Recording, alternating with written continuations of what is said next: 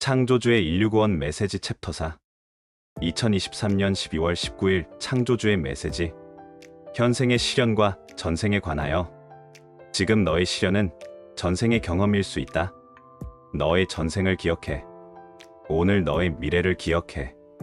너는 오늘도 너의 미래를 살고 있다. 고민은 판단에서 온다. 옳고 그름을 내려놓아라. 마음은 옳고 그름이 없다. 과거의 약점을 인정하지 말고 현재의 약점을 인정하라. 반성처럼 보여도 에고이고 트라우마다. 현재의 반성은 미래를 바꾼다. 인생에서 중요한 일들은 결코 급하게 처리할 것이 아니다. 천천히 때를 맞추고 기다림.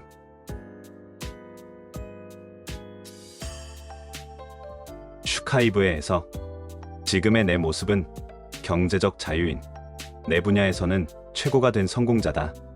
하지만 이는 겉으로 봤을 때, 세상의 기준으로 봤을 때 그런 것이다.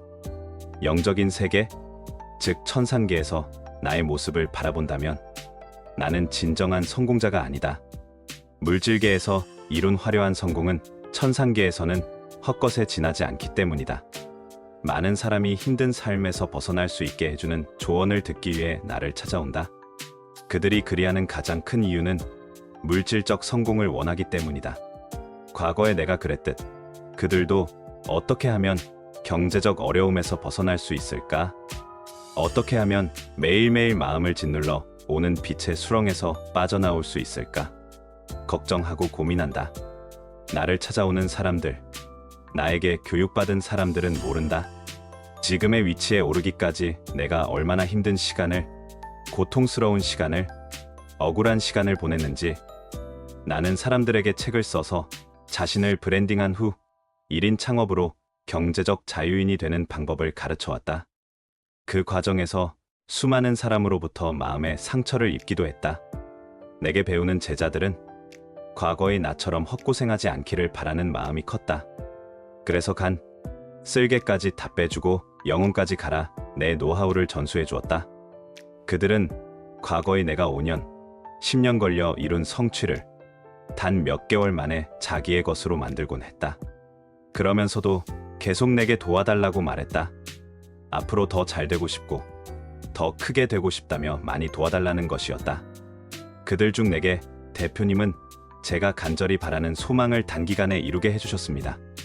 이제는 제가 대표님에게 도움을 주는 사람이 되겠습니다. 제가 무엇을 도와드리면 될까요? 라고 나의 입장에서 말하는 사람은 한 명도 없었다. 그들은 계속 받으려고만 했다. 하나를 주면 둘을 원했고 내가 조금만 서운한 말이라도 할라치면 상처받았다며 떠나갔다. 온라인상의 불특정 다수를 대상으로 나에 대해 험담하고 왜곡하고 없는 말을 지어내기도 했다. 많은 사람이 나를 만나 몇 개월 만에 책을 출간한 작가가 되었다. 그러고 나선 불을 보고 날아드는 불나방처럼 나보다 더 브랜딩이 잘 된 유명한 이에게 가서 붙었다.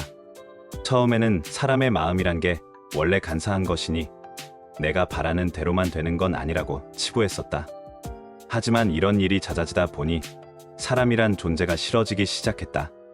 내가 제자들에게서 받았던 상처를 말로든 글로든 풀어놓자면 몇 날 며칠로도 모자랄 것이다. 가르치는 사람의 입장과 위치에서는 가슴을 난도질당하는 것 같은 고통을 받더라도 함구하고 있어야 할 게 있다. 그래서 더 괴로웠다. 벙어리 냉가슴 알트지라는 속담이 바로 내 심정을 대변하고 있었다. 아버지 창조주께서는 그동안 겪어온 내 시련들이 전생의 카르마에 따른 거라고 말씀하신다. 지금의 나는 아버지의 이 말씀을 이해하고 공감한다. 과거에 내가 힘든 시간을 보낸 것은 다른 누구의 탓도 아닌 내 탓이라는 것을 잘 안다. 전생이나 전생에서 내가 진 빚을 현생에서 갚느라 그런 것이다. 힘들고 괴로웠던 만큼 내가 쌓은 카르마가 정화되고 소멸되었다고 생각하면 그 시간마저 감사하게 여기게 된다. 현재의 시간을 잘 살아야 한다. 미래는 현재와 이어져 있기 때문이다.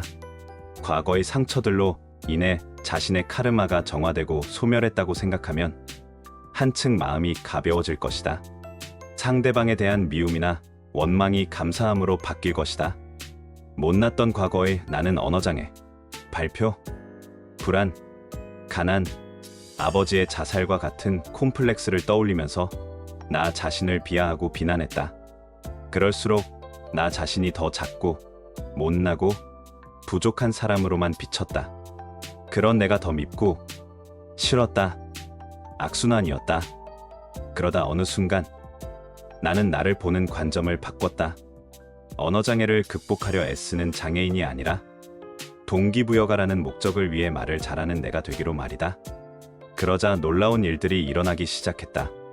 여러 TV 프로그램에 출연해 글 쓰고 책 쓰는 법에 대해 강의할 기회가 찾아온 것이다. 콤플렉스 때문에 힘들어하는 사람들이 많을 것이다. 그럴 땐 콤플렉스를 외면하기보다 인정해야 한다. 그게 현재의 내가 바뀌고 미래의 나 역시 바뀌게 되는 원동력이 될 테니까. 아버지 창조주의 말씀처럼 과거에 대한 반성은 현재를 애고로 가득 차게 만든다. 지난 과거는 뒤로 하고 최선을 다해 현재를 살면서 부족한 부분, 잘못된 부분을 개선해 나가야 하는 이유다. 그렇게 할 때 미래는 달라질 것이다.